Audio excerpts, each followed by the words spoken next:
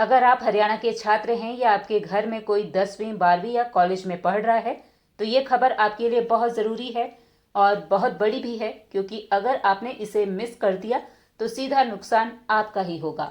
हरियाणा सरकार ने डॉक्टर भीमराव अंबेडकर मेधावी छात्रवृत्ति योजना 2026-27 के लिए ऑनलाइन पोर्टल खोल दिया है। यानी अब पढ़ाई में अच्छे नंबर लाने वाले छात्रों को सरकार सीधे आर्थिक मदद देगी। लेकिन ध्यान रखना, ये मौका सिर्फ 30 नवंबर 2026 तक है, उसके बाद कुछ नहीं होगा। अब सबसे जरूरी बात, कौन ले सकता है इसका फायदा?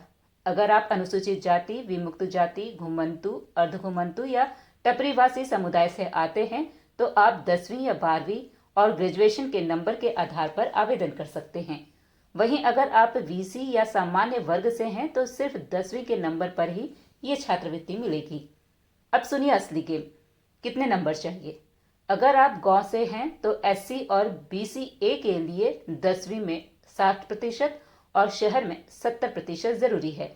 लेकिन बीसी बी और सामान्य वर्ग के लिए गांव में 75 और शहर में 80% से कम हुआ तो आप बाहर हो जाएंगे। 12वीं और ग्रेजुएशन में भी एससी छात्रों के लिए अलग अलग प्रतिशत तय है, यानी नंबर कम हुआ तो मौका भी खत्म। अब सबसे बड़ा सवाल, क्या हर कोई आवेदन कर सकता है? नहीं, यहाँ भी एक शर्त है, परिवार की सालाना आय 4 लाख रुपए से कम होनी चाहिए, वरना आपका फॉर्म सीधा रिजेक्ट हो सकता है। और अब सबसे अहम बात, डॉक्यूमेंट की। अगर आपने ये गलती कर दी तो आपका आवेदन बिना देखे खारिज हो जाएगा।